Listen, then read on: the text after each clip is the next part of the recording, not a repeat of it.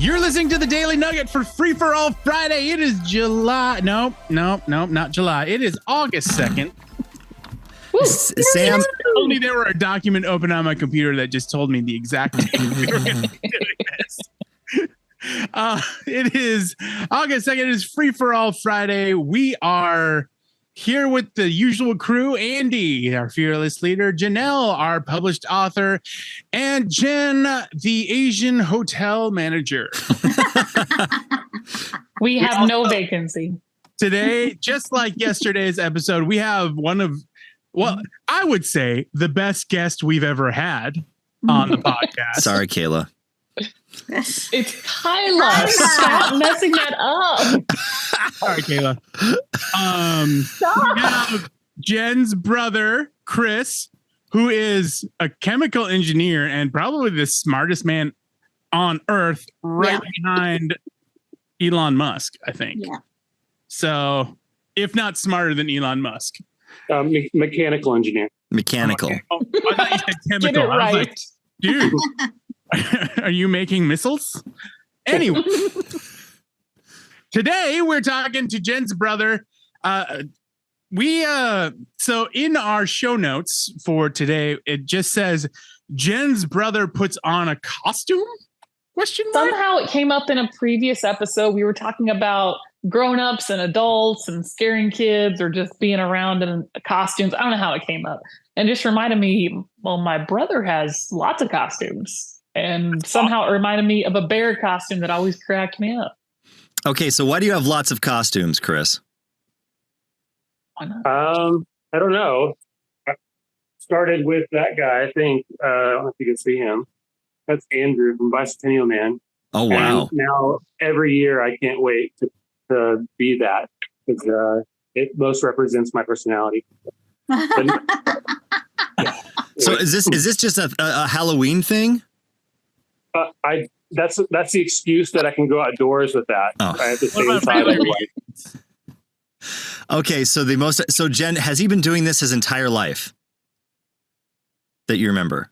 Probably his entire adult life. I don't know how well funded he was as a child. Did he try to come up with, paper mache costumes or something at least, or? He drew a lot as a kid. So I feel like he was drawing a lot of these ideas and stuff. I feel like if you dressed up in paper mache, people might mistake you for a piñata. That's true. That'd be fun for me. I don't think I know how costumes are made. That's why I said paper mache. That's all you know. That's all I know. So I think I saw you pull something furry into the frame of your camera there. Yeah. Let's take a look. Let's see what you got. Oh. That looks like an Ewok. This is a teddy bear. It's nice cuddly teddy bear. Oh. Oh. I want to give him a squeeze. So how tall are you, Chris? Looking at 9 though. What's that? How tall are you? 5'10". Okay, well that's a pretty big teddy bear. I don't know. Yeah. So if people saw you in the full bear, because it's a full bear costume. Yeah. Mm-hmm. Okay. So what is the use case for a full bear costume? So I was like, I had a little life group going, and I started being interested in community for a while, and I was like, it'd be fun to do an escape room. So I thought, let's do it. And I like hiking, and so let's do an escape hike. And so I started designing one, and this is. Let's invite my friends to the woods and trap them At dark. and dress up and scare them. Chris, I've done a lot of escape rooms. I've never done an escape hike. Yeah, it'd be the first. It seems like it's camping only terrifying. Yeah. I hate camping to begin with. Back in the day, we used to call it snipe hunting. Oh, snipe hunting. I remember doing that at camp. I remember the first time somebody took me snipe hunting. I was just like, where is it? What's going on? And the guy that took me out, like the camp counselor took us out, and he's like, you gotta call it. And I was like, what does a snipe sound like? He goes, imagine it in your mind. I feel like my dad sent me snipe hunting every time we went camping. I don't know why. Okay, so Dads love doing that. so you had it in mind. You thought, I want to connect with people, so I want to take them out into the woods. Yeah. And then It was a double fake just to get them off the ground. I said no guns. You can't bring guns to this little escape. It's very important. you have to say that in Oklahoma, by the way. That's Yeah, you do. Yeah. But I was like, we're going to come to my house and we're going to start this little escape room, and it's going to be like themed based off of like this scary version of Red Riding Hood. Mm-hmm. And the clues lead them out to follow some coordinates out in the woods, and they find Jennifer out there, sprained her ankle and has like a bag. Typical. I know. No, I was saying I thought you'd be Red Riding Hood, Jen. Well, You'd think. She may have been, but she's saying the whole escape room's canceled. Dad's missing down the road, down the trail.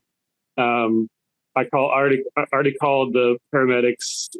You guys go get him, and so it leads on to this thing where they're picking up gauze and different things that fell out of her back. Body parts, the whole thing. Yeah. Anyway, so like they find a friend of mine who I bought this prosthetic that makes it look like his neck was. Oh my God. We found this tube to fit through there, and it had like a blood bag on under his arm that he could control. They would try to stop the bleeding and try to get him all gurneyed. I couldn't. Oh man, I would have turned tail and run. So again, you're saying these are people you wanted to be friends with? I know, Yeah. right? Yeah, You wanted to know. Whew. How'd that go? Well, COVID dropped and it got canceled. Oh, you didn't get to do it. Oh, No. COVID killed all our fun. It could always still happen, right? You can do it now. It's true. I could actually. Not Yeah. like we have a ton of listeners. I mean, would hear seriously, I've got to tell you, Chris, because I've done a lot of escape rooms. Escape trail is kind of a cool idea. It is. Although It there's was a in the lot, middle of the night. It'd be really dangerous, actually. What'd you say?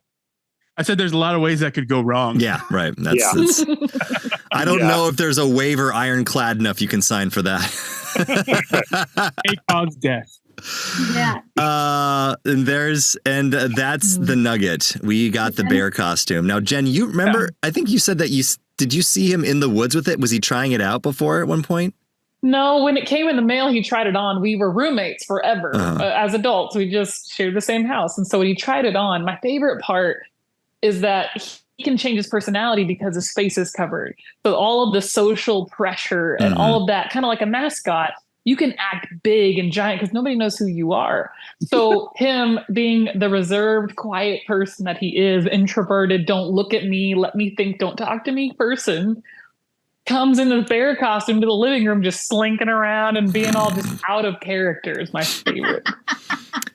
It's the same thing with the podcast, Chris. You'll learn that if you want to stop by again sometime and talk about the future. Yeah. We're all just big characters, larger than life. I'm not a jerk in real life. Let me take off my mask. I knew it.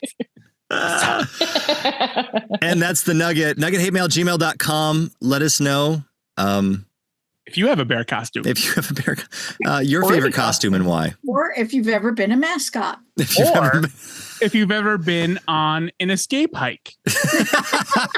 I remember. Or if you want to be invited. I remember when we got the mascot costume for the House FM, Homie, and my wife, who was I think 7-8 months pregnant, wore it at one event. And the kids did not realize it was my pregnant wife, and she's like, they about took me out. These kids, they come up to Homie and they want to start like hugging it and then wrestling it to the ground. And she's like, please, kids, don't do that. Wow. Radio is dangerous. It is. Oh, awesome, Chris. Well, thanks for stopping by, man. I appreciate it. Dude, we should have you on again. It'll be fun. Yep. Can't wait. Awesome. You're awesome. Thank you. All right. Jen's brother. So good. So good. Hooty hooty hoo. He's too smart for me. I just don't know. We got one more episode, right? All right.